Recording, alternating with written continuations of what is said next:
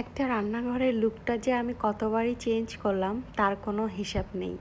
গত কয়েক বছরে আমি বিভিন্নভাবে আমার রান্নাঘরটি সাজিয়ে রাখার চেষ্টা করেছি।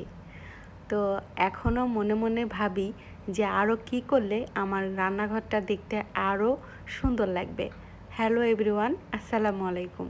আশা করছি সবাই অনেক ভালো আছেন। আমিও আছি আলহামদুলিল্লাহ। এটা হচ্ছে আমার রান্নাঘরের পূর্বের লুক। তো অনেক দিন ধরে ভাবছিলাম যে রান্নাঘরের লুকটা একটু চেঞ্জ করব। আমি যখনই আমার রান্নাঘরের লুকটা চেঞ্জ করি তার কিছুদিন যেতে না যেতেই আবার মাথার মধ্যে কেন জানি ঘুরপাক খায় যে আবার কোন রকম সাজালে আর একটু ভিন্ন লাগবে। আর এই রান্নাঘরে যেহেতু দিনের বেশিরভাগ সময় আমার কেটে যায়, তো এইটা নিয়েই কেন জানি একটু বেশি পরিকল্পনা থাকে। আমার বাড়িতে যতগুলো রুম আছে তার মধ্যে কেন জানি আমি রান্নাঘরটাকে বেশি প্রাধান্য দেই।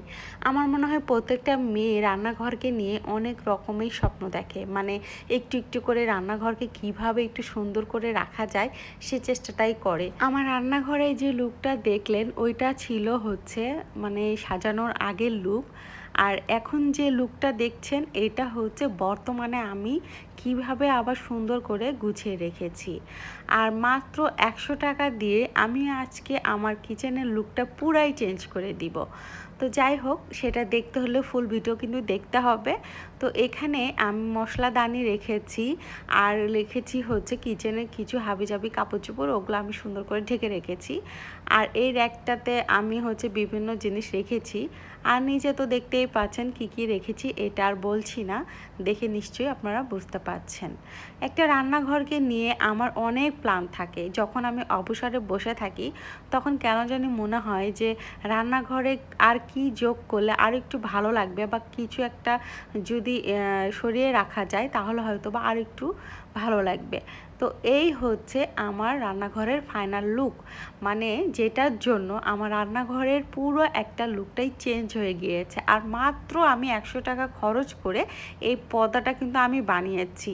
কি হয়তো অবিশ্বাস্য লাগছে আপনাদের কাছে, তাই না?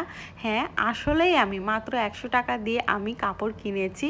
ওই যে লাল কাপড়টা দেখা যাচ্ছে ওইটা আমি 100 টাকাতে কিনেছি। আর উপরে যে কুচিটা পড়েছে সাদা কাপড়ের, এটা কিন্তু আমার বাসায় এক্সট্রা একটা কাপড় ছিল, ওইটা দিয়ে আমি করে নিয়েছি।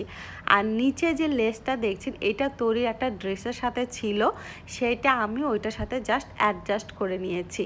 তো এই হচ্ছে আমার পরিপূর্ণ একটা পর্দা। আর পর্দা লাগানোর পরে আমার আসলে কি বলবো, আমার এতই ভালো লাগছে। আপনাদের কাছে কেমন লাগছে অবশ্যই কিন্তু আমাকে কমেন্ট করে জানাবেন।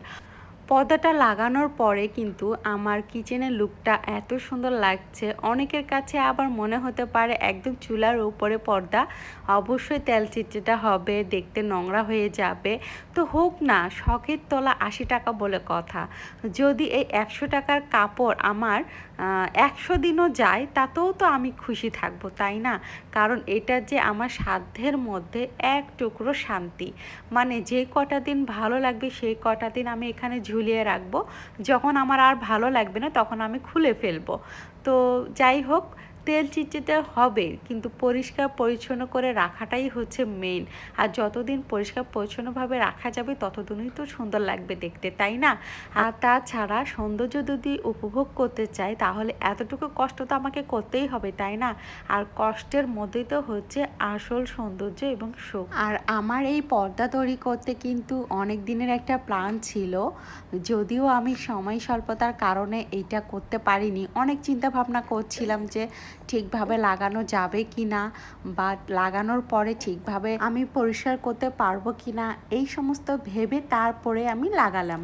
তো যাই হোক, পর্দাটা লাগানোর পরে আমার সত্যি অনেক ভালো লাগছে। আমার কিচেনের কিছু স্থির চিত্র আপনাদের সাথে শেয়ার করছি, আশা করছি ভালো লাগবে। আজকে তাহলে এই পর্যন্তই, সবাই অনেক ভালো থাকবেন। আল্লাহ হাফেজ।